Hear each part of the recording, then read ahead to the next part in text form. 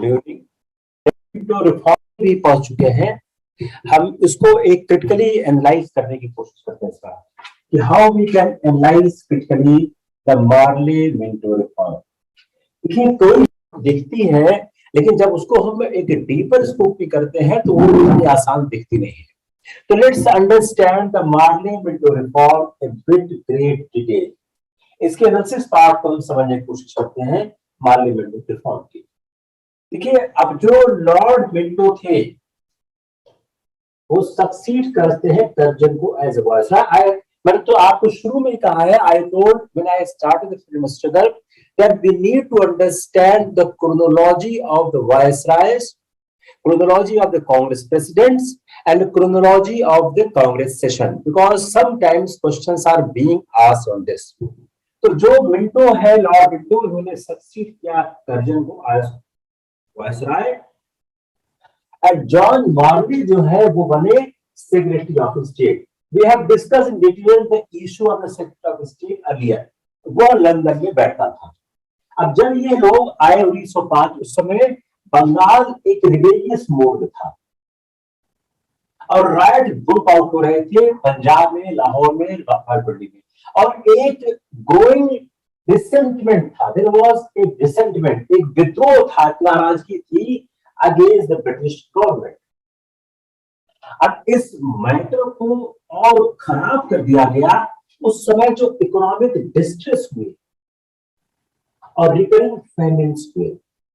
आप याद करिए, हमने कर्जन को पढ़ाया था तो कर्जन के साथ हमने बताया था कि कर्जन के साथ सौभाग्य था। It was the fortune of the Curzon that he succeeded the empire with some good things, and in that good thing there was some issue, some favorable issue with respect to the economic considerations. But when Lord Minto took up the reign, economic distress था और recurring families था। अब इस तरह की और situation के कारण लॉर्ड मिंटो और जॉन मार्ले, उनको हेल्प प्राप्त हुई गोखले से। स्कीम ऑफ रिफॉर्म्स पे काम कर रही थी, लेजिस्लेटिव काउंसिल्स में रिफॉर्म किया जाए। तो गोखले ने उनको मदद की कि लेजिस्लेटिव काउंसिल में रिफॉर्म किया जाए। अब उस रिफॉर्म का जो मेन फीचर आया क्या हो, मेन फीचर समझने की कोशिश करते हैं। अब आप लोग इसको जरा लिखने की कोशिश करिएगा, just try to write down. Increase the membership non official elected. अब आपको ऑफिशियल नॉन ऑफिशियल का डिफिनेशन समझ में आ गया होगा, हम लोगों ने पहले भी बात किया हुआ है। कहां पे? Imperial and provincial legislative councils। जो इंडियन काउंसिल एक्ट 1892 का था, जिसने इंक्रीज किया था नंबर ऑफ नॉन ऑफिशियल्स, इसको एक्सटेंड किया गया। Just try to see 1892 and 1909। इससे रिजल्ट क्या हो गया कि by 1910 more than 100, अब इसको आप या indirectly elected, not directly elected council में प्रवेश करें। जो प्रोविंशियल लेजिस्लेचर्स था उसमें नॉन ऑफिशियल मेजॉरिटी अलाउ की गई। सेंटर में official majority. Just try to see the difference, very minute difference I'm trying to draw here, so that you should not be caught in the examination by these reasons. Centre में और province में दोनों में किस तरह से विभेद या फर्क करने की कोशिश की गई। What was the difference with respect to the non-official majority in the center and non-official majority in the state? तो प्रोविंस में उन्होंने नॉन ऑफिशियल मेजॉरिटी अलाउ कर दी, लेकिन उन्होंने सेंटर में allow appointment of an Indian viceroy की council यह add किया गया। लेजिस्लेचर की पावर एक्सटेंड की गई। सत्येंद्र प्रसाद सिन्हा पहली बार अपॉइंट हुए थे। लेजिस्लेचर की पावर एक्सटेंड की गई। Raise questions, general interest, debate the budget, could not vote। बहुत आराम से चलते हैं इसको, because I myself took time to prepare this chart, or easily is not available the books generally which you read. Therefore, we should go a bit slow and to assimilate these concepts inside us, so that there is a बहुत ज्यादा tendency है civil services की कि वह जो अपना chartered act है और गवर्नमेंट ऑफ इंडिया एक्ट है इसमें सवाल पूछ लेता है, बहुत टेंडेंसी है। तो हम उस टेंडेंसी को समझते हुए इस पार्ट को स्ट्रांगली तैयार करने की कोशिश करते हैं। और हमेशा मेंस में भी खासकर 1909, 1919, 1935 तीनों में से सवाल आते हैं। अगर आप पिछले सालों के पेपर खोल के देखिए तो सवाल आ चुके हैं। Therefore, from 1909 to 1919 to 1935, we need to understand in the series and sequence comparing with each other. Because this UPSC, because I am presuming a question where they are mixing the all three, 1909, 1919, 1935. If they are going to mix all these three, we are able to answer in 150 words or 250 words. तो क्या हुआ? Legislature की power extend क्या किया गया? Raise questions general interest पे, debate the budget, लेकिन vote नहीं कर सकते। Introduce legislative proposals,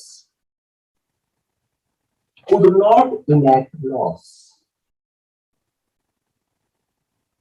members introduce कर सकते थे, लॉ को इनेक्ट नहीं कर सकते थे।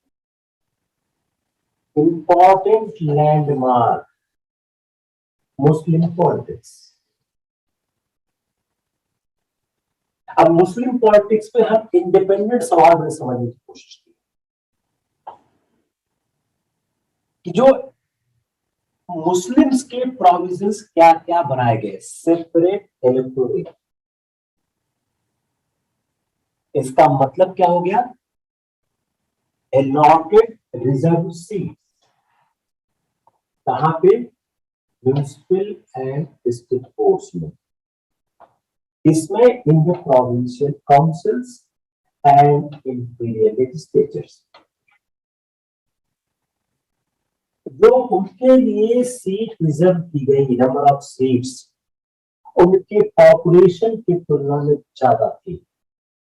25% ऑफ इंडियन पॉपुलेशन।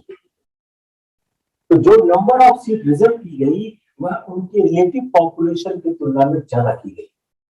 अभी रिजर्व जो सीट की क्या होती है? Only Muslim could vote for candidates. तो जो मुस्लिम की सीट रिजर्व कर दी गई उसमें हिंदू वोट नहीं दे सकता है, सिर्फ मुस्लिम वोट दे पाए। इसका मतलब क्या हो गया? इलेक्टोरेट का कि सेपरेट इलेक्टोरेट में मान लीजिए कि एक विधानसभा क्षेत्र को उन्होंने मुस्लिमों के लिए रिजर्व कर दिया, तो उस विधानसभा क्षेत्र में that legislative assembly Hindus can't vote, only Muslim can vote. If we analyze this issue in such a bit deeper scrutiny, then only the communal issue will be dominating, because there is no need to convince the Hindu voters. If there is no need to convince Hindu voters, then any policy advocated at the time of the election will concentrate only on the communal lines. इसने क्या हुआ, इसने मुस्लिम को एक separate community के रूप में recognise कर दिया। अब इसके साथ साथ मुस्लिमों को दो और स्पेशल प्रिविलेज दिए गए, डायरेक्ट रिप्रेजेंटेशन, जो अदर कम्युनिटीज को डिनाई किया गया, राइट ऑफ प्लूरल वोटिंग। इसका मतलब क्या हुआ, some province they voted in two places for separate as well as general. Just try to see this, very important. अब इसको हम क्रिटिकली एनालाइज करने की कोशिश करते हैं। जो उन्होंने पावर दिया, किसको दिया, नॉन ऑफिशियल बिजनेस को, या कोई रियल पावर नहीं। अब पहले मैं बोला हूं veto of the budget,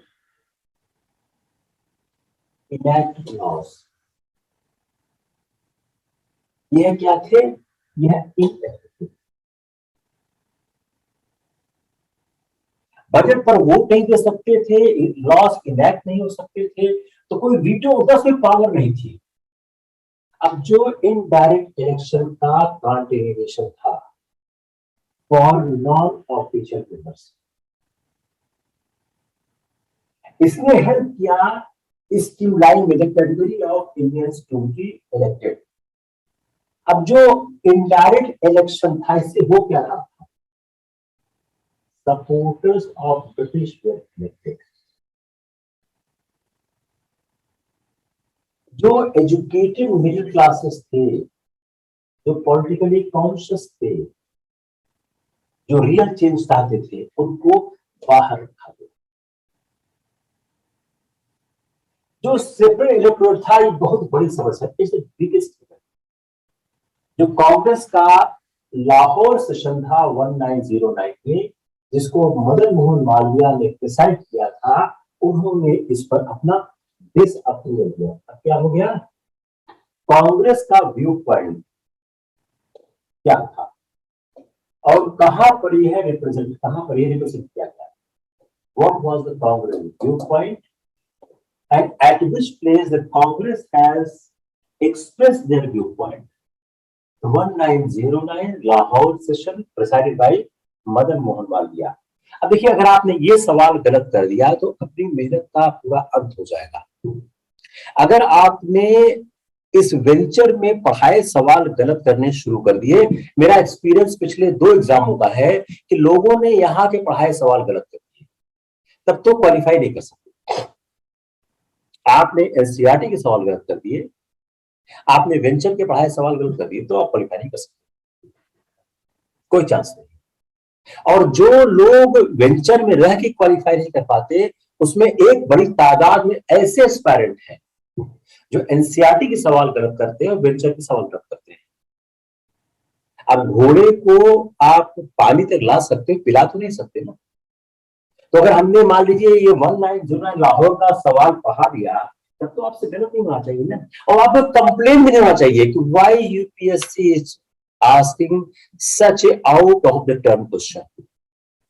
by one point of view it may be out of term question, but from other point of view it's very relevant question, because the Congress opinion on the Parliamentary Reform or 1909 Act has to be understood. You are knowing that the Congress has rejected the proposal of Parliamentary Reform, but where rejected? What Congress said, and who was the president? If UPSC is asking me what is the problem in this, we need to know. अब जो concession था increase representation या non official majority था, कहां तक profits में था, यह विशिएट कर दिया गया introduction of the principle of separate election. यह प्रीलिम्स का सवाल हो गया था। अब आप इसको जरा एक बार पढ़िए ध्यान से और आप बताइए प्रीलिम्स का सवाल बन रहा नहीं बन रहा है। मैं फिर से any line if I write It is a question. I told you number of times. I'm again repeating.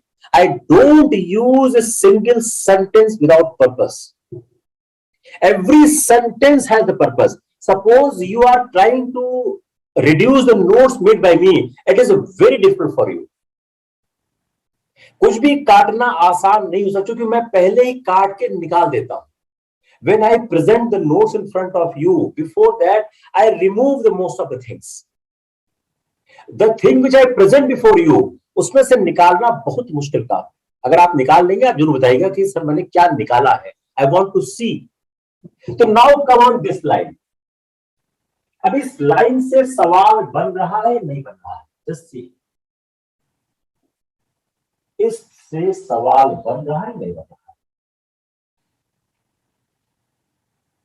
The concession of increased representation or norm of majority. अब एक तो हिमालय प्रोविंस मैंने पहले ही बताया इस सेंटर को आउट कर दिया गया. अब ये विशीट कैसे हो गया? आपने सेपरेट इलेक्टोरेट ला दिया. अब इसको समझने कैसे हुआ? अब ये जो लाया क्यों हो गए? ये ब्रिटिश के आदमी हो गए. ब्रिटिश ने इनको फेवर किया. तो आपने जो प्रोविंस में हमको मेजॉरिटी देने की कोशिश की, उस मेजॉरिटी में से from that majority you have kept your own person, because the whosoever is coming via separate electorate is certainly loyal to the British because they have got from Britishers only, and it is against the wishes of the majority of Indian population. Therefore, by introducing this aspect, the British power has vitiated the whole concept of the concessions given to increase representation. Hope it's clear? Yes or no?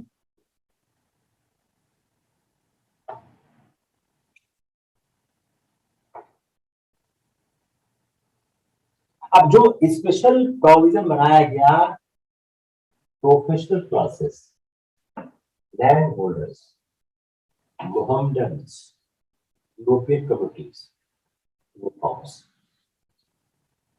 इनके representation का special provision आ गया. Elective principles को introduce किया गया, लेकिन elections not according to the constituencies. Territorial constituencies नहीं थी. कैसी थी? According to class and interest. Again सवाल बन गया. ठीक है. Again question. यह territorial constituencies नहीं थी, क्लास और इंटरेस्ट को लेकर थी. इतने 67 मेंबर्स दिए गए सेंट्रल लेजिस्लेचर को, 30 ऑफिशियल्स and 32 non-officials. अब let's see, this is the issue. आप बोलते हो ये हमने फेवर किया है. Just try to see. जो सेंट्रल लेजिस्लेचर था उसमें पहली बात क्या हो गई? उनकी मेजॉरिटी है, 35 ऑफिशियल्स है, 32 नॉन ऑफिशियल्स है. Let's segregate 32 officials. Let's see कि इस 32 ऑफिशियल्स में था क्या. अब इस 32 ऑफिशियल्स में 5 क्या थे? Nominated by governor general, 27 elected. अब आप क्या हो गया? 35 5 27. तो क्या हो गई? फिगर और छोटी होगी. Got it? बिकॉज अगर गवर्नर जनरल नॉमिनेट किया तो कहने को वह नॉन ऑफिशियल है, लेकिन इनइफेक्टिव क्या होंगे? ऑफिशियल्स ही होंगे. It's clear? अब नाउ कम ऑन द 27. अब जो 27 थे, 30 इलेक्ट हो रहे थे जनरल इलेक्टोरेट. ये नॉन ऑफिशियल मेंबर्स थे, प्रोविंशियल लेजिस्लेचर थे. अब बचे कितने? 14. 12 क्या थे? Class electorate. तो आप इसमें 12 6 from the landlords, land holders, 6 from separate Muslim communities. तो आप इसको फिर देखिए. अब यहां 35 था, अब 35 प्लस 5 प्लस 6 लैंड लॉर्ड्स प्लस 6 मुस्लिम्स, कितने हो गए? 35 प्लस 40, 46, 50। आउट ऑफ 35 प्लस 32 कितने हो गए? 67। 52 उनके हो गए, बचा कितना? In true sense, if we see only 15 non-official members were elected. किसी को समझ में दिक्कत आ रही है कॉन्सेप्ट, ये कैलकुलेशन?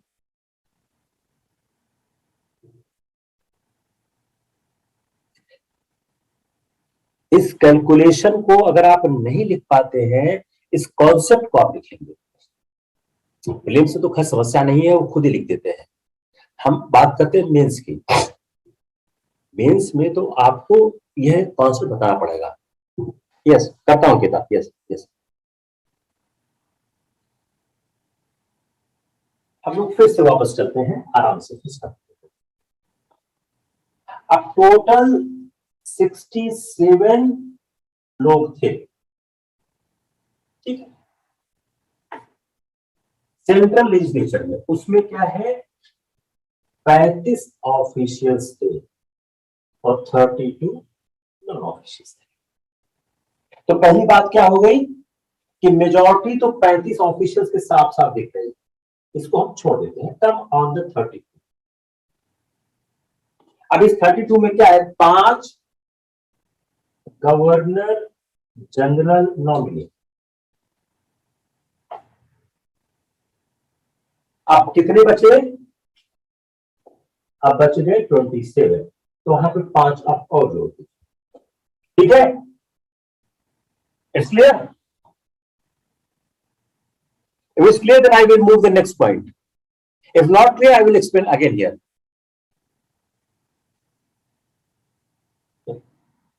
अब 27 बचे। अब 27 को देखते हैं। 13 हो गए जनरल इलेक्टोरेट। 13 क्या हो गए? General electorate. अब कितने बचे? 14। 14। 14 में क्या क्या है? 6 लैंडलॉर्ड, 6 मुस्लिम्स। तो ये 14 क्या हुआ? इनइफेक्टिव। यहां चला दो। ये सुनो, कितना हो गया?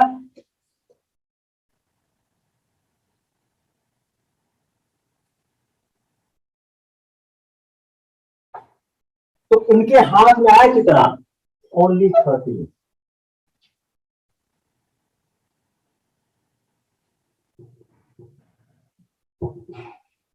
रमाकांत यादव, क्या प्रॉब्लम होता मेरे को? आप इसको, आप चार्ट को देखो, आप क्या प्रॉब्लम होता मेरे को? आप tell me what is the problem in this, right Ramakant Yadav? What's problem?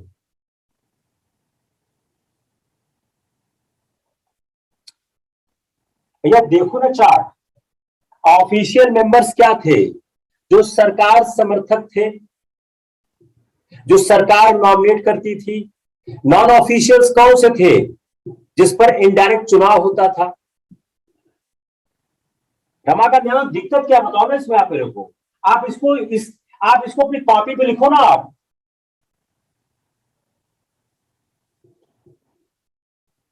यार सामने लिखा हुआ है, यही को मैं समझा रहा हूं।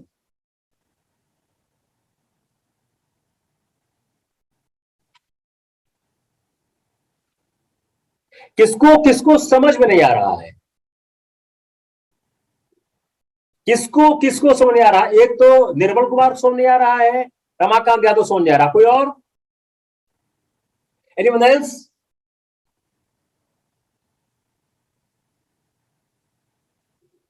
चलो फिर से रिपीट करते हैं इसको। 67 मेंबर्स थे, 35 ऑफिशियल्स थे, 32 नॉन ऑफिशियल्स थे। ठीक है, तो 67, 35, 32। ऑफिशियल क्या है? जो सरकार नॉमिनेट करती थी। नॉन ऑफिशियल्स कौन थे? जिनका इलेक्शन होता था। It's clear. अब इस 32 को देखो, अब यहां पर इस 32 का कंक्लूजन आ रहा है। इसमें 5 क्या हो गए? Nominated by governor general. इसमें 5 हो गए बाय गवर्नर जनरल। अब जब गवर्नर जनरल ने नॉमिनेट किया तो इन इफेक्टिव तो सरकार समर्थक ही हो गए ना। अब कितने बचे आपके पास? 27। तो 35 और 5 यहां और ऐड हो गए। It's clear.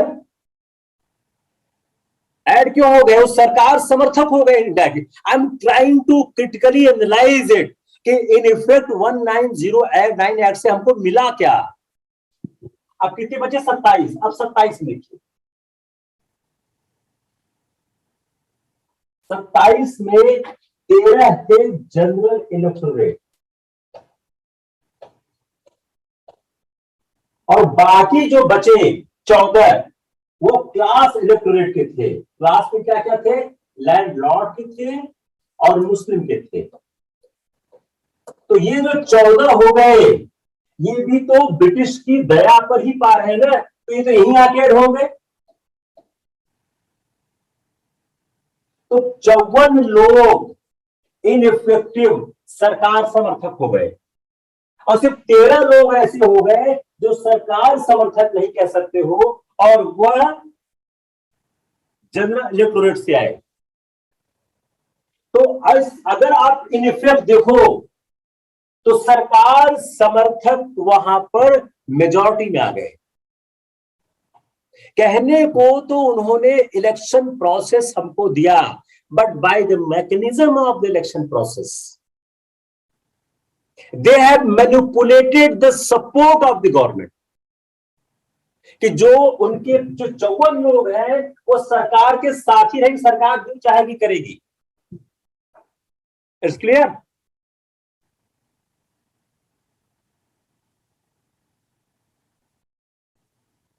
इतना समझाने के बाद आपको क्लियर नहीं हो रहा है, आप लोग अपने आप कैसे पढ़ते?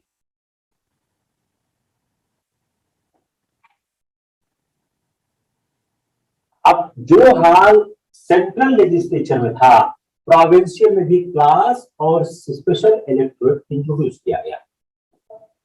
तो जो सबसे इसमें इंटरेस्टिंग वर्ड है क्लास एंड स्पेशल इलेक्टोरेट। अब ओनली इंटरेस्टिंग रिडीमिंग पार्ट क्या है इस 1909 एक्ट का? सब मोर पावर्स। क्या है powers? Discuss the budget estimates, put up supplementary questions, move resolutions on general matters of public interest. It is the interesting part. ये मिला आपको।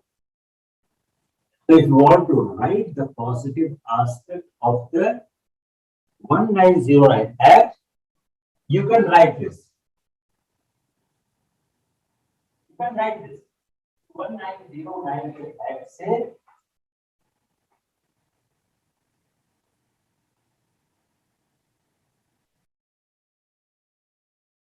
1909 के एक्ट से 1909 के एक्ट से यह फायदा हुआ। अब यह जो राइट्स था नॉमिनल देन रियल था। मैंने पहले भी एक्सप्लेन किया कि कैसे नॉमिनल है देन रियल। एक तो आप नॉमिनल रियल को कह सकते हो जो composition assembly come on the right part also. जो रेजोल्यूशंस थे उनका कोई इफेक्टिव फोर्स नहीं था। जो गवर्नमेंट की पॉलिसीज और डिसीजंस थे उसके खिलाफ कोई भी फोर्स नहीं था। Legislature have also had no right to discuss many vital matters, such as foreign policy, policy towards the Indian princess. जो इलेक्टिव प्रिंसिपल थे वह रिस्ट्रिक्टेड फ्रेंचाइजीज पे, डिस्क्रिमिनेशन था कम्युनल कंसिडरेशंस पे, नो यूनिफॉर्मिटी, कोई यूनिफॉर्मिटी नहीं इलेक्शन प्रोसेस पे, जो वोटिंग राइट्स थे वह कम्युनिटी टू कम्युनिटी वेरी करते थे, क्लास टू क्लास वेरी करते थे, और even in the community from person to person vary करते थे। मनीड क्लास को फ्रेंचाइजी मिला, education was not a qualification for it. Again question, again a question, again a question,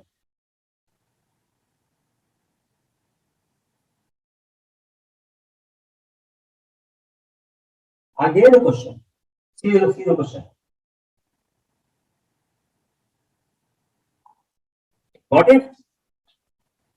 तो voting right थे ये वेरी करते थे क्लास टू क्लास में, community from one person to person में, मनी क्लास में, फ्रेंचाइजी जो मनी क्लास को दी गई, एजुकेशन एक क्वालिफिकेशन, ये सवाल आ सकता है क्या एजुकेशन क्वालिफिकेशन था, मनी क्वालिफिकेशन था? अब ये इतना हास्यास्पद हो गया, कुछ कॉन्स्टिट्यूंसी क्रिएट की गई ओनली 10 वोट्स या 10 से भी कम वोट थे, जो लार्जेस्ट कॉन्स्टिट्यूंसी बनाई गई उसके पास भी सिर्फ 700 वोट्स,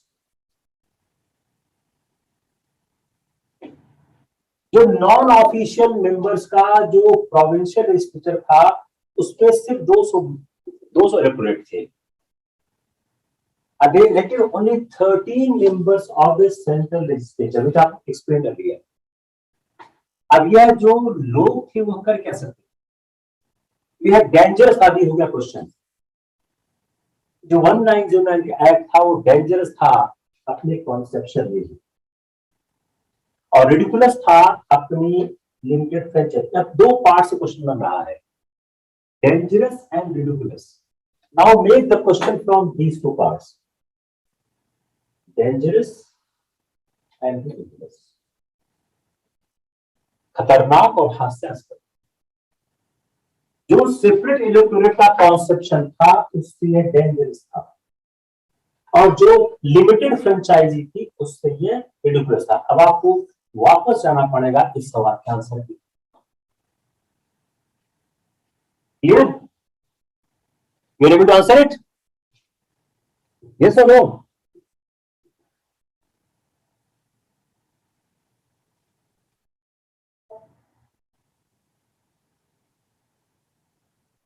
जो रिफॉर्म था 1909 का, उसने कंफ्यूज किया किसको? मॉडरेट नेशनलिस्ट को। अब उससे एक डिवीजन हुआ और यूनिटी टूटने लगी। जो सेपरेट इलेक्टोरेट किया गया यह in the name of protecting the Muslim minority, लेकिन पर्पस क्या था? डिवाइडिंग द हिंदू और मुस्लिम्स। उससे ब्रिटिश सुप्रीमेसी बनेगी। और जो ये सेपरेट इलेक्टोरेट था इसका बेसिस क्या था? नोशन था पॉलिटिकल एंड इकोनॉमिक इंटरेस्ट। यही सवाल हो गया, on what basis the Britishers have introduced the separate electorate? Political and economic interests of Hindus and Muslims were separate. Got it?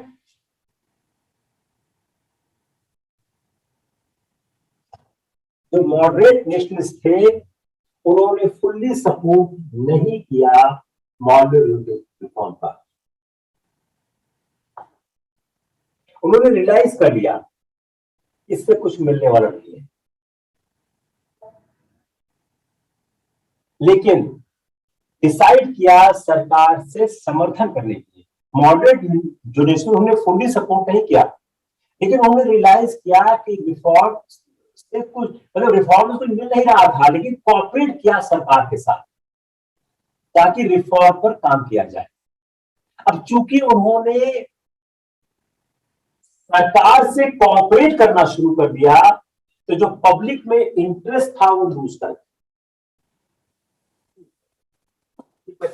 गया। अब यहां से स्टार्ट होता है one chapter which we need to understand very carefully, the growth of the communism. It is a topic which you need to understand for your polity, for your interview, for your history, for history optional, for GS history. Ultimately, as a citizen of India, we need to know the growth of communism, because this growth of communism has divided the India and Pakistan. Now it is India, Pakistan, Bangladesh. So let's understand the growth of communism. जो suppression हुआ था revolt का 1857 में, उसमें मुस्लिम के खिलाफ उन्होंने विंडेक्टिव रूप अख्तियार किया और 27,000 मुस्लिम दिल्ली के रूप में हैक कर दिए गए। और उसके बाद से मुस्लिम्स को सस्पिशन के रूप में देखा गया। लेकिन 1870 के दशक में 1870s ये एटीट्यूड चेंज होने लगा। जब नेशनलिस्ट मूवमेंट बढ़ने लग गया तो जो ब्रिटिश स्टेट्समैन थे वह एप्रीहेंशन होने लगे कि जो स्टेबिलिटी ऑफ एम्पायर है इंडिया, तो जो इंडिया का जो ग्रोथ हो रहा था, जो यूनाइटेड नेशनल फीलिंग थी देश में, उसको देखते हुए they decided to adopt policy of divide and rule. और इसको डिवाइड करने में रिलीजियस लाइन्स को उन्होंने किया और उन्होंने इसके लिए मुस्लिम्स को चूज किया। We need to win over the Muslims. उन्होंने इंडियन सोसाइटी को डिवाइड करने का काम शुरू किया और उन्होंने प्रमोट करना शुरू किया प्रोविंशियलिज्म, बंगाली डोमिनेशन की बात करते हुए, और जो कास्ट स्ट्रक्चर था उसका इस्तेमाल किया नॉन ब्राह्मण्स को ब्राह्मण्स के अगेंस्ट करने के और लोअर कास्ट को अगेंस्ट हाई कास्ट। यूपी और बिहार में जहां हिंदू और मुस्लिम हमेशा पीसफुल रहे हैं, उन्होंने एक्टिवली इंकरेज किया कि ऐसा मूवमेंट चलाया जाए कि जहां पर उर्दू और हिंदी का झगड़ा हो जाए,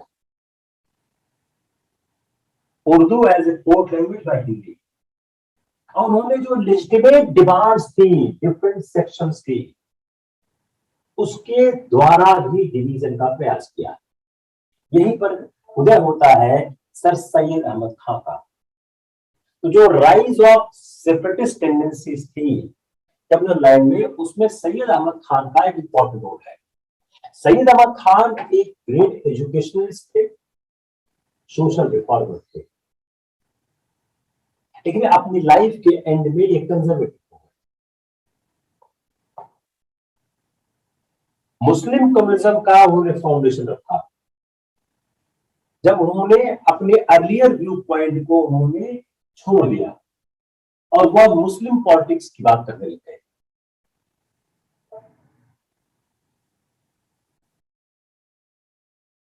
वह मुस्लिम, ये टाइपिंग मिस्टेक है, और वह कहने लग गए कि मुस्लिम और हिंदू का जो इंटरेस्ट है वो सेम नहीं हो सकता है। और he started teaching the complete obedience to British rule. जब इंडियन नेशनल कांग्रेस 1885 में फॉर्म हुई तो उन्होंने इसका अपोज किया और उन्होंने राजा शिव प्रसाद ऑफ वाराणसी के साथ मिलकर उन्होंने एक ब्रिटिश लॉयल्टी का मूवमेंट चलाने की बात की कि ब्रिटिश रूल भारत में होना चाहिए। अब उन्होंने क्या कहना शुरू किया, Hindus form the large part of the Indian population, इसलिए वो डोमिनेट करेंगे मुस्लिम्स को। अगर ब्रिटिश साम्राज्य, ब्रिटिश रूल वीक होता है तो जो हमारा यहाँ का जो डोमिनेंट हिंदू पावर है वह मुस्लिमों को कंट्रोल करेगा, मुस्लिमों को ओवरपावर करेगा, मुस्लिमों के साथ न्याय नहीं करेगा। और उन्होंने जो कांग्रेस के नेता थे, तीसरे अधिवेशन के अध्यक्ष थे वरुण तैयब जी, कहाँ के अध्यक्षता की है, किस सेशन के, उनकी जो अपील थी ज्वाइन द नेशनल कांग्रेस, उसका उन्होंने अपोज करने का फैसला किया। He said in 1884, just try to analyze and compare the 1884 state of Syed Ahmad Khan. Do you not inhabit the same land? ये मैंने एनसीईआरटी से ही लिया हुआ है। यह स्टेटमेंट आ सकता है कि यह स्टेटमेंट किसने कहा है? Do you not inhabit the same land? Are you not born and buried on the same soil? Do you not tread the same ground and live upon the same soil? Remember that the word Hindu and Muhammad are only mean for religious distinctions. Otherwise, all persons are same, belong to the same nation. The all sect and decide one nation. Unite for the good of the country. It is common to all. 1884 में यह बात कहने वाला आदमी अलगाववादी बन जाता है। क्यों बन जाता है? यह एक इंटरेस्टिंग वाकया है जिंदगी का। कैसा आदमी कैसे बन जाता है? अब यह क्वेश्चन राइज होता है, राइज होना भी चाहिए कि how could the communal and separatist trend of thinking go among the Muslim? कैसे ये आगे बढ़े? अब इसके कारण में एक रिलेटिव बैकवर्डनेस है मुस्लिम्स का एजुकेशन में, trade and industry. The Muslim upper classes that consist of mostly जमींदार and aristocrats। अब जो मुस्लिम अपर क्लास था, जो first 70 years of 19th century था, were very anti-British conservative और hostile था मॉडर्न एजुकेशन का। तो जब मॉडर्न एजुकेशन का हॉस्टाइल हो जाओगे तो विकास की प्रक्रिया कम हो जाएगी। दूसरा, इनका जो ग्रोथ था, जो पार्टिसिपेशन था ट्रेड इंडस्ट्री में काफी कम था, एजुकेशनल बैकवर्डनेस था। इन दोनों के हार्मफुल कॉन्सिक्वेंसेस हुए and they are not able to progress. क्योंकि मॉडर्न एजुकेशन रिक्वायरमेंट थी entry into the government services. Muslim was lagging behind in this aspect also।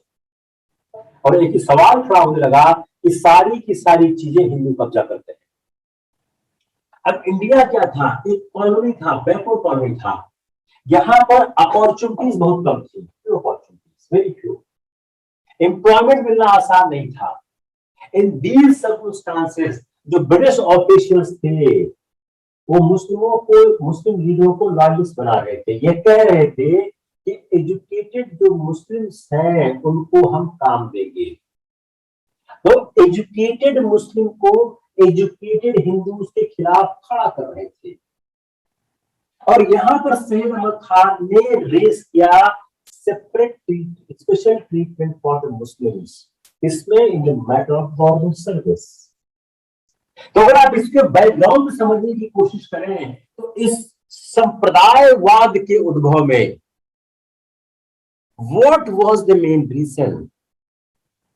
The backwardness of a community. they were not willing to accept the modern education.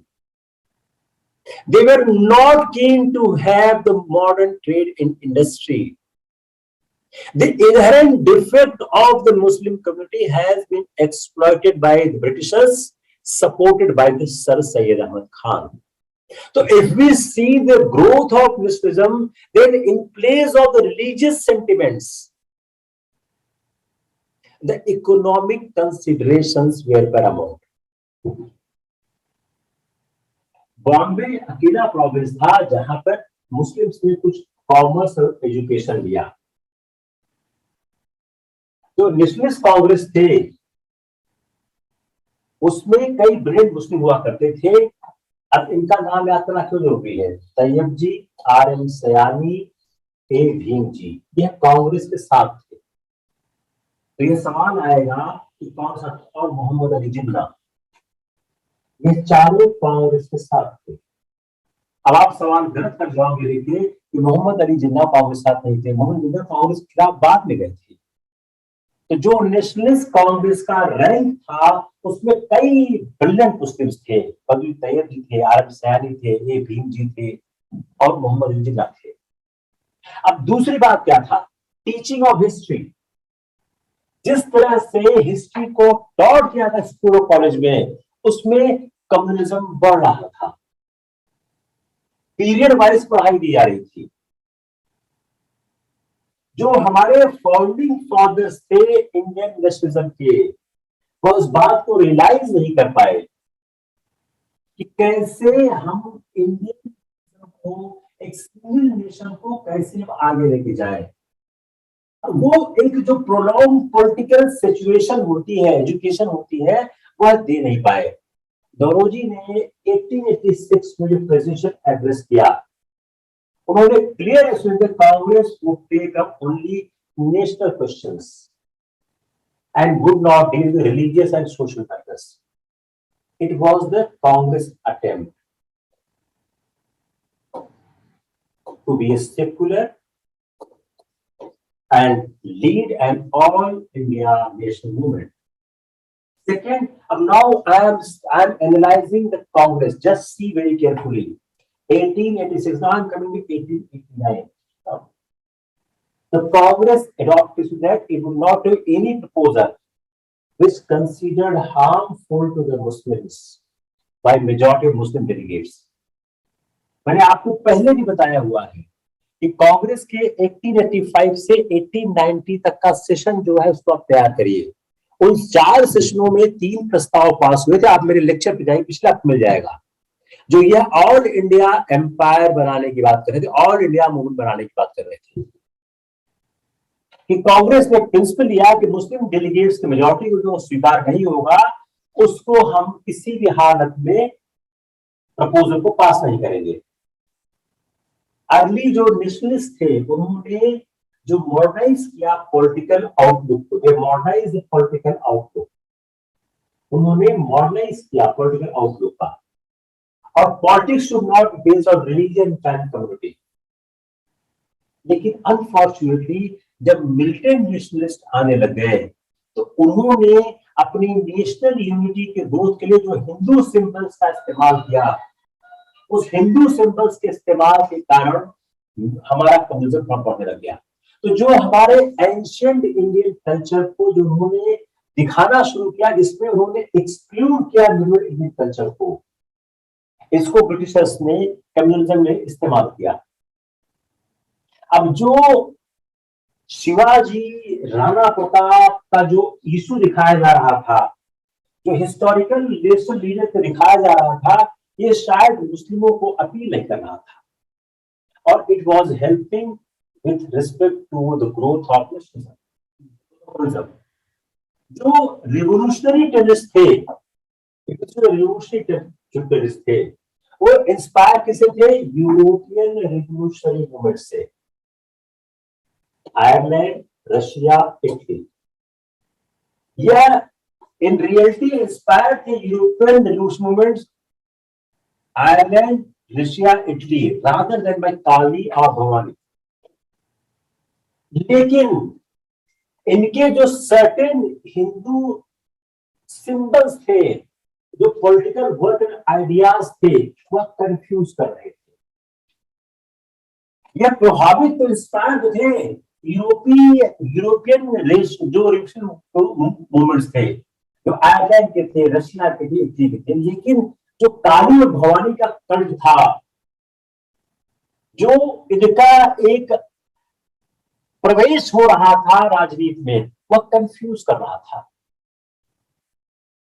और यह harmful हो रहा था, क्योंकि जो clever British और pro British propagandist थे, जो अफवाह फैलाने वाले थे, वह इसका एडवांटेज ले रहे थे और कलर कर रहे थे, पॉइजन कर रहे थे माइंड्स ऑफ मुस्लिम्स का। इसका रिजल्ट क्या हो गया? लार्ज स्केल जो एजुकेटेड मुस्लिम था, या तो एलूफ रहा राष्ट्रीय आंदोलन से, या वह होस्टाइल हो गया और वह सेपरेट आउटलुक का एक इजी प्रे हो गया। You understand this analysis or not? Just try to understand this analysis. If anyone is not to understand, please write it. Because I want to once for all is settled on your mind. When I will proceed for the 1922, 1930, 1940 communism, we need to have this as a background. If we are not having this as a background, we will have a lot of difficulty to understand the communism at that point of time. अगर हम देखें तो Indian National Congress और स्वदेशी movement को एक अच्छी खासी संख्या में मुस्लिम ने ज्वाइन किया। इसमें अब्दुल रसूल थे, हसरत मोहानी थे, जो स्वदेशी मूवमेंट में थे, मौलाना आजाद थे, मोहम्मद अली जिन्ना थे। ये क्यों? Because the character was similar in approach and ideology. अब जो कंट्री का इकोनॉमिक बैकवर्डनेस था वह बहुत कंट्रीब्यूट कर रहा था कम्युनिज्म को बढ़ावा देने के लिए। तो हमारे पास मॉडर्न इंडस्ट्री नहीं थी, विकास नहीं हुआ, अनएम्प्लॉयमेंट था। ये सब इंडिया की एक्यूट प्रॉब्लम थी, खासकर एजुकेटेड लॉट के लिए बहुत बड़ी समस्या थी। और उसके कारण चूंकि हमारे पास अनएम्प्लॉयमेंट था, मॉडर्न इंडस्ट्री नहीं थी, कोई विकास नहीं हो रहा था, तो हमारे पास जो एग्जिस्टिंग जॉब्स थे उसमें कंपटीशन हो रहा था। एग्जिस्टिंग जॉब में क्या थे? ज्यादातर सरकारी नौकरियां थी। तो इसलिए हमने उस समस्या को डायग्नोज करके समझने के बजाय कि हमारे कम्युनिज्म के यहाँ ग्रोथ का रीजन क्या है, उसका रीजन हमारा इकोनॉमिक और पॉलिटिकल सिस्टम है, जो बगैर इकोनॉमिक डेवलपमेंट के सॉल्व नहीं होगा। अनएम्प्लॉयमेंट जो था उसको खत्म करने के लिए हमको प्लेंटीफुल एम्प्लॉयमेंट लाना होगा। और जो डेस्परेटली लुक फॉरवर्ड कर रहे थे एम्प्लॉयमेंट जो गवर्नमेंट के पास था, वह किसी भी नैरो अपील पर अट्रैक्ट हो जाते थे। अब जो हमारे पॉलिटिकल इमेच्योर लोग थे वह फेल कर गए रियलाइज करने के लिए इकोनॉमिक, एजुकेशनल एंड कल्चरल जो डिफिकल्टीज थी, रिजल्ट थी, जो हमारा कॉमन सब्जुगेशन है फॉरेन बुक का, और जो हमारा इकोनॉमिक बैकवर्डनेस है, इसको हम सिर्फ एक एफर्ट करके खत्म कर सकते हैं। कैसे? हम अपने को इकोनॉमिकली डेवलप करें, जो हमारी अंडरलाइन कॉमन प्रॉब्लम सॉल्व करें, जिसमें अनएम्प्लॉयमेंट बढ़े। इसको हम समझने में फेल है। It is our failure. जो सेपरेटिस्ट और रॉयलिस्ट टेंडेंसीज थी एजुकेटेड मुस्लिम्स में, उसमें मुस्लिम नवाब्स थे, लैंडलॉर्ड थे। वो क्लाइमेक्स पहुंचा 1906 में, जब all India Muslim league form हो गई अंडर द आगा खान, जो नवाब, ढाका नवाब थे, और मोहसिन उल मुल्क उसमें। अब जो मुस्लिम लीग थी वो सपोर्ट कर गई पार्टीशन ऑफ बंगाल को और डिमांड करने लगी स्पेशल सेफगार्ड मुस्लिम। अब गवर्नमेंट सर्विस नहीं हुई थी। बाद में जो लॉर्ड मिंटो ने, जो वाइसराय थे, उन्होंने सेपरेट रिप्रेजेंटेशन को आगे बढ़ा दिया।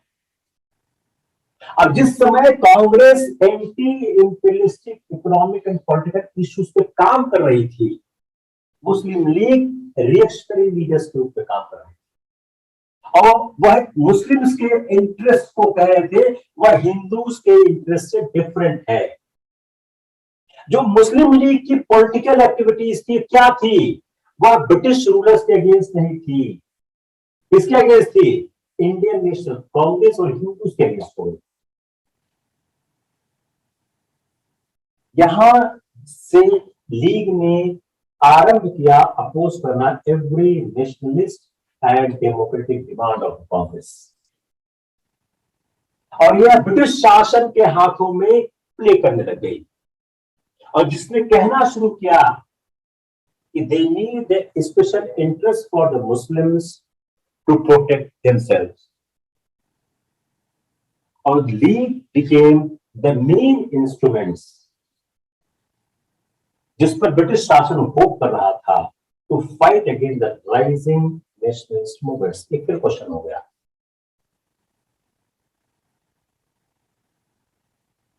अब चूंकि उन्होंने देखा कि यूजफुल है मुस्लिम लीग, उन्होंने इसको इनकरेज किया और मुस्लिम मासेस इनकी लीडरशिप ले इसको सपोर्ट करने लगे।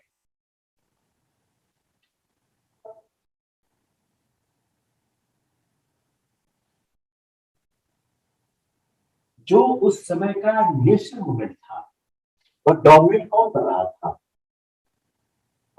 Educated town dwellers. गांधी का समय नहीं आया तो इधर, लेकिन वह एंटी इंपीरियलिज्म की बात करता था। वह बात करता था इंटरेस्ट ऑफ ऑल इंडियंस के, रिच हूं, पुअर हूं, रिफ्यूज हूं, मुस्लिम हूं। तो जो कैरेक्टर था हमारे मूवमेंट का वह सेकुलर था, एंटी इंपीरियलिस्ट था। अगर हम इसको मुस्लिम लीग से कंपेयर करें तो ये अपर क्लास लीडर्स थे, इनका कुछ कॉमन इंटरेस्ट नहीं था इंटरेस्ट ऑफ मुस्लिम मासेस के साथ। मुस्लिम मास वैसे ही सफर कर रहा था जैसा हिंदू मास कर रहा था, किसके? फॉरेन इंपीरियलिज्म के हाथों में। बट जो मुस्लिम लीग का जो नेतृत्व था, the leadership of Muslim League has no concern with the common masses. Despite that, an organization who has no support of the masses has been encouraged by the British Empire for their own vested interest. अब जो basic weakness थी league की वह recognise होने लग गई by the patriotic Muslims. जो educated young Muslims थे वह रेडिकल नेशनलिस्ट आइडियाज से अट्रैक्ट हो रहे थे। जो मिलिट्री नेशनलिस्ट थे, जो अहरार मूवमेंट था, वह इसी समय फॉर्म किया गया अंडर मौलाना अली, हकीम अजमल खान, हसन इमाम, मौलाना जफर अली खान एंड मजहरुल कुल। यह जो यंग मैन है वह डिसलाइक कर रहे थे loyalist politics of the Aligarh school, और जो बिग नवाब्स के वहां पर सिस्टम चल रहे थे। ये मॉडर्न आइडियाज और सेल्फ गवर्नमेंट से प्रभावित होकर इन्होंने एडवोकेट किया active participate in militant nationalist movements. Clear हो रहा है कि नहीं हो रहा है?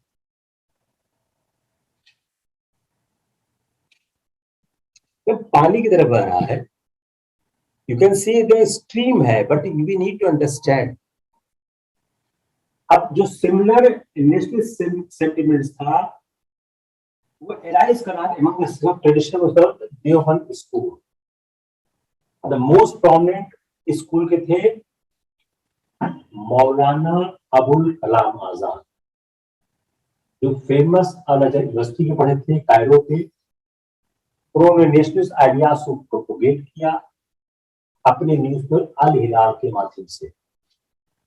24 साल में स्कूल लेके आए थे। मौलाना मोहम्मद अली आजाद और जो और यंग मेन थे प्रीच कर message of courage and fairness और कहा there was no conflict with Islam and nationalism. In 1911 a war broke out between the Ottoman Empire, Turkey and Italy.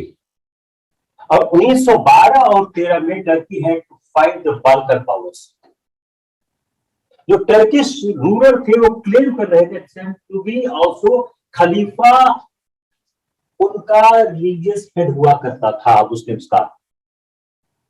जो सारे मुस्लिम होली प्लेसेस थे उसका वह एक तरह से ईश्वर हुआ करता था, ईश्वर का एक मैसेंजर हुआ करता था। तो खलीफा उनका सबसे बड़ा आध्यात्मिक नेतृत्व किया करता था जो टर्किश एम्पायर में था।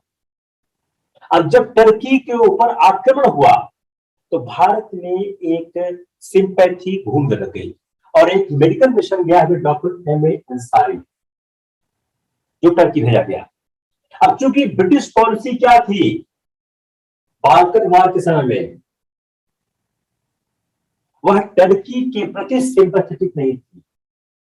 तो जो प्रो टर्की और प्रो खलीफा के सेंटिमेंट लोग थे वह क्या हो गए, एंटी इंपीरियलिस्ट हो गए। तो आप कह सकते हैं जो मुस्लिम्स का नेशनलिस्ट मूवमेंट में प्रवेश हुआ पोस्ट 1910, इट इज कर्सी and international issue out of India. तो इन जो सेवरल ईयर है फ्रॉम 192 टू 1924, जो लाइवेस्ट among the Muslim Israelites है, completely overshadowed by the nationalist young men। ये दुर्भाग्य की बात क्या है कि कुछ नेशनलिस्ट पर्सन लाइक आजाद को छोड़ दिया जाए, ज्यादातर लोग जो थे उन्होंने मॉडर्न सेक्युलर अप्रोच को स्वीकार नहीं किया। इसका रिजल्ट क्या हुआ कि जो पॉलिटिकल इंडिपेंडेंस का जो काम था, इसका रिजल्ट क्या हुआ, most important issue they took up not political independence but protection of holy places of Turkish empire. वह यह समझने में असफल रहे कि जो हमारा economic and political consequence policies है उस पर काम करना चाहिए। वो इंपीरियलिज्म उस पर चढ़ के हमारे ऊपर आ रहा है। तो they need to fight against imperialism on the basis of economic and political policies. उन्होंने फाइट क्या किया, खलीफा एंड होली प्लेसेस। जो इनकी सिंपैथी थी फॉर टर्की किस पे थी, ऑल रिलीजियस लाइफ पे थी। तो आप कह सकते हैं जो हिंदू मुस्लिम यूनिटी हो भी रही थी उसमें पॉलिटिकल और इकोनॉमिक कंसीडरेशंस नहीं थे, उसमें क्या था, एक रिलीजियस कंसीडरेशंस था।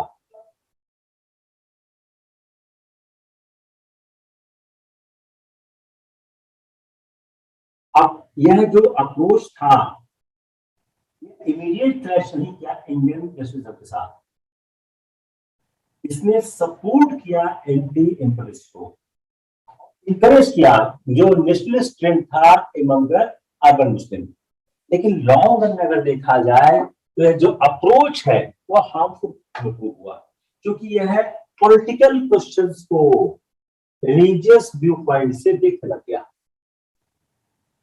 और इस तरह की जो पॉलिटिकल एक्टिविटी है यह मुस्लिम मॉसेस को मॉडर्न सेकुलर अप्रोच नहीं दे सकी और पॉलिटिकल और इकोनॉमिक क्वेश्चंस पर उनको नहीं हो सकी।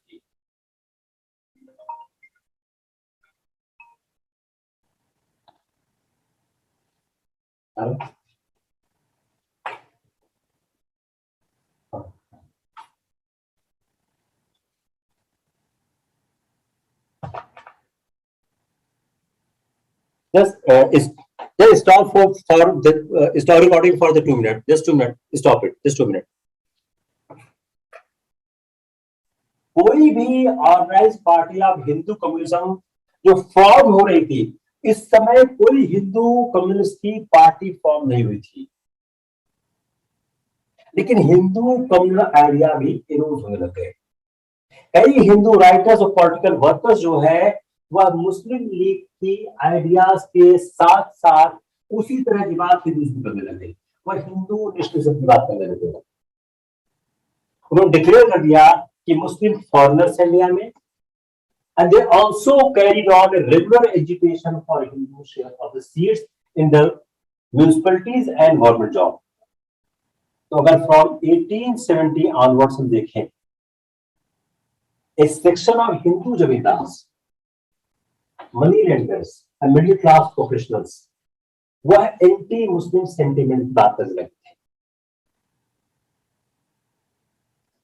लेकिन क्योंकि कॉलोनियल व्यू ओवर पावर हो रहा था इंडियन हिस्ट्री में और वह लिखने लग गए थे टेक्निकल मुस्लिम रूल को लेकर जो मिडिल पीरियड था, और लिबरेटिंग रोल ऑफ ब्रिटिश, उन्होंने कहा जो ब्रिटिश है उन्होंने हिंदू को मुस्लिम ऑपरेशन से सेव किया। Punjab Hindu Mahasabha was formed in 1909 इनके लीडर्स ने अटैक किया कांग्रेस को, कि जो यूनाइट करना चाह रही है एक सिंगल नेशन को। उन्होंने अपोज किया कांग्रेस की एंटी इंपीरियलिस्टिक पॉलिसीज को। वो instead they are good that Hindus should placate the foreign government their fight against the Muslims। जो मुस्लिम कह रहे हैं तो वो ये कहना शुरू कर दिए कि आप मुस्लिमों से लड़ने के लिए फॉरेन गवर्नमेंट को प्लेकेट करिए। एक लीडर है लालचंद, उन्होंने डिक्लेयर कर दिया Hindu should believe he was Hindu first and Indian later. जो फर्स्ट सेशन हुआ ऑल इंडिया हिंदू महासभा का, ये अप्रैल 1915 हुआ महाराजा कासिम बाजार के नेतृत्व में। It was the growth of the nationalism. Now we start from the nationalist and First World war.